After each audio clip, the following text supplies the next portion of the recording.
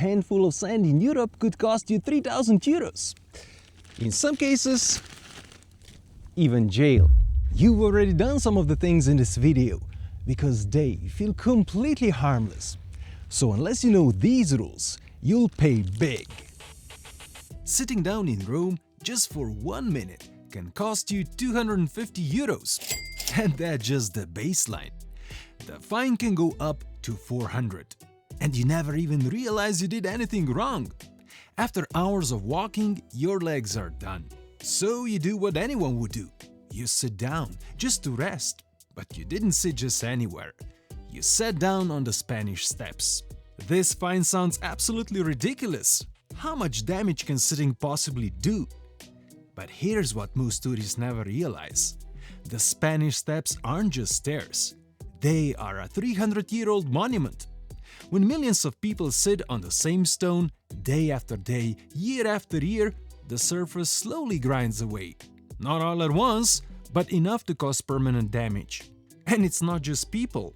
Pollution and acid rain already weakened the stone. That's why the entire staircase had to be fully restored at enormous cost. And after that restoration, the sitting ban was introduced. The rule is enforced by officers actively patrolling the area. They don't just throw fines around. First, they'll politely ask you to stand up. But if you ignore them or refuse, that's when the fine comes. Suddenly, the fine isn't about sitting. It's about protecting a fragile monument that's already been weakened by time, pollution, and millions of visitors. But if you wear the wrong shoes in Athens, you are not allowed to enter, even if you already bought a ticket. The simple mistake was dressing a bit elegant on holiday. So you show up at the Acropolis wearing high heels. That's it. High heels are not allowed. This rule is enforced by security right at the entrance. They stop you and ask you to remove the heels or come back later with different shoes. There is no argument, no exceptions. And here's the real problem. Tickets are strictly time slot based, so you don't get fined. But if you miss your entry window, you have to go back in line, buy a new ticket, and wait for a new time slot if you still want to go in. That sounds absurd. They are just shoes. How much damage could a pair of heels possibly do? But here is what most tourists never realize. The Acropolis isn't just a viewpoint. It's a 2,500-year-old archaeological site, home to some of the most important monuments of ancient Greece. The stone surfaces are already fragile from time, weather, and modern pollution.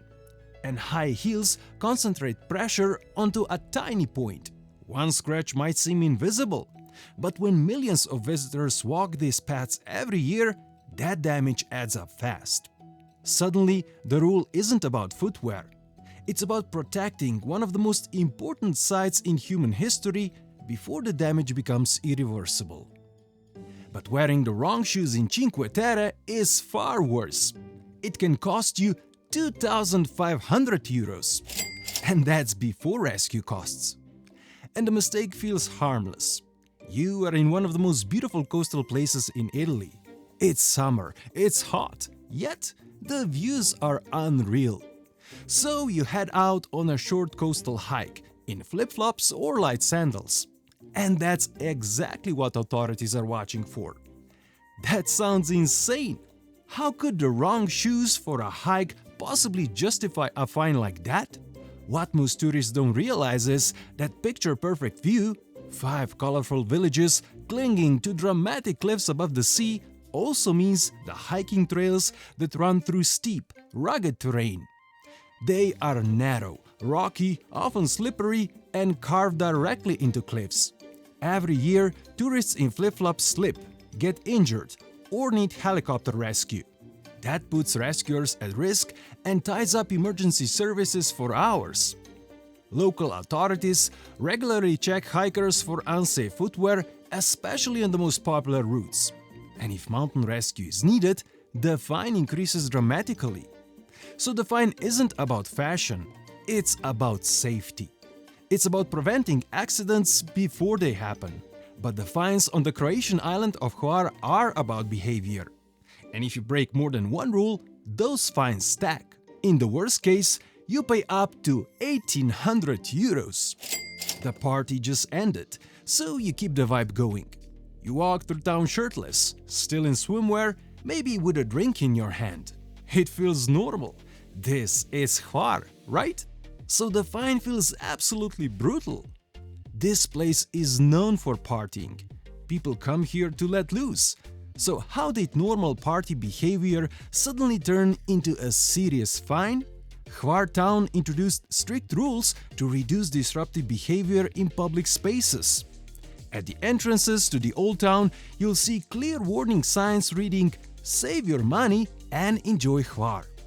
They list the fines: 500 euros for walking shirtless in town, 600 for walking around in swimwear, 700 euros for public drinking, eating on the street, or sleeping in public spaces.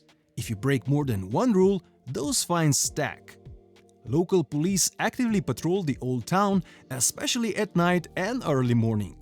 But here is what most tourists don't realize. Hvar isn't just a party destination. It's also a small historic town where people actually live. Years of uncontrolled party tourism brought noise, vandalism, and open-air after-parties on the doorstep, so Hvar had to draw a line. Suddenly, these fines aren't against partying. They are making sure the party ends before it takes over the town. But in some cities, the rules are about protecting you. In Venice, a quick swim can get you fined 500 euros. And the mistake isn't obvious. It's a hot summer day in Venice. Water is everywhere, so you jump in. But the canals are strictly off limits. At first, that feels extreme. People swim in rivers and canals everywhere. Why would Venice be any different? But here is what most tourists never realize. Venice canals are not clean waterways. They are filled with constant boat traffic, pollution from one of the busiest ports in the Adriatic, industrial runoff, and a part of the city's wastewater. On top of that, gondolas and motorboats move fast and unpredictably. So swimming here isn't just unsanitary, it's genuinely dangerous. The ban is enforced by local police, especially in busy areas and along major canals. If you're spotted in the water, officers intervene immediately and issue a fine on the spot. Suddenly, the ban isn't about controlling tourists. It's about basic safety and public health in one of the most visited cities on Earth. And if you want to swim in Venice, there is an easy solution. Head to the nearby island of Lido with a proper sandy beaches, just a 25-minute boat ride from St. Mark's Square. But Venice isn't the only iconic city with invisible rules. In Paris, stopping for a photo can get you fined from 38 to 135 euros. And because it feels like everyone does it, you'd never even realize you made a mistake. After all, this is one of the most photographed cities on Earth. So you stop for just a moment, maybe on a bridge, maybe next to a famous monument, just long enough for that perfect shot.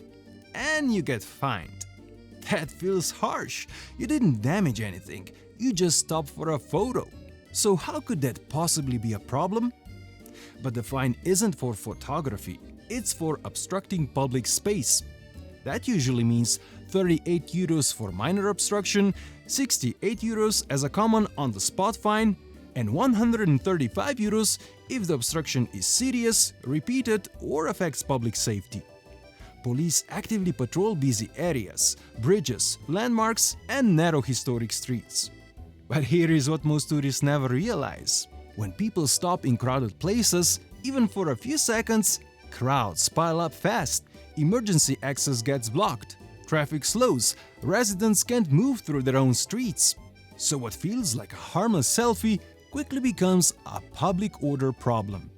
So this fine isn't about banning photos. It's about keeping Paris moving, so one of the world's most visited cities on the planet can remain a home for millions. But in Amsterdam, the clash between daily life and tourists reached a breaking point. This city got famous worldwide for its liberal attitude towards cannabis. So you lit up a joint, or crack open a beer while walking down the street. That's a €100 fine. Smoking cannabis and drinking alcohol in public are banned in large parts of the historic center, especially in the red light district and other busy tourist zones. Police actively patrol these areas, and if you are caught, you'll be fined on the spot. You can still smoke or drink legally, just not on the street. Cafes, bars, and licensed venues are fine. That feels confusing. This is Amsterdam. Isn't this exactly what the city is famous for?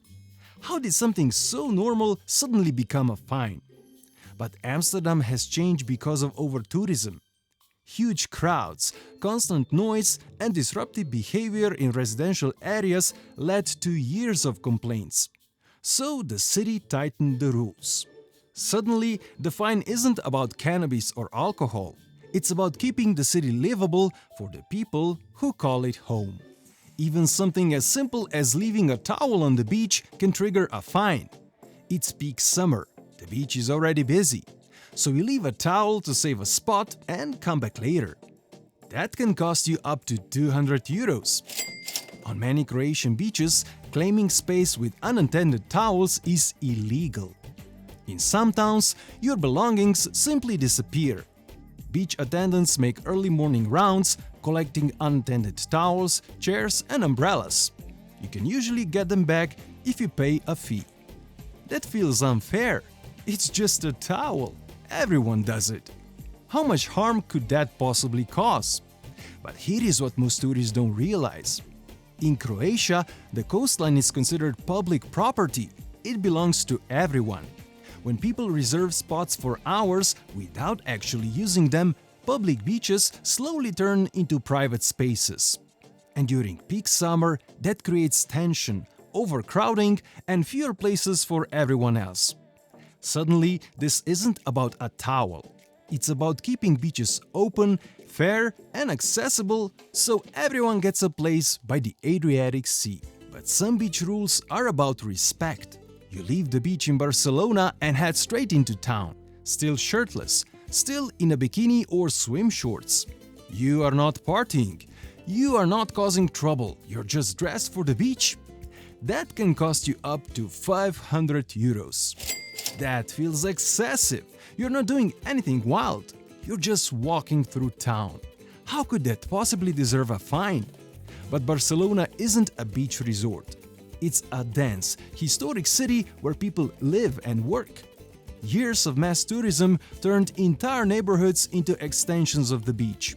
Residents complained about it for years, so the city stepped in to draw a clear boundary between the beach and the rest of the urban life.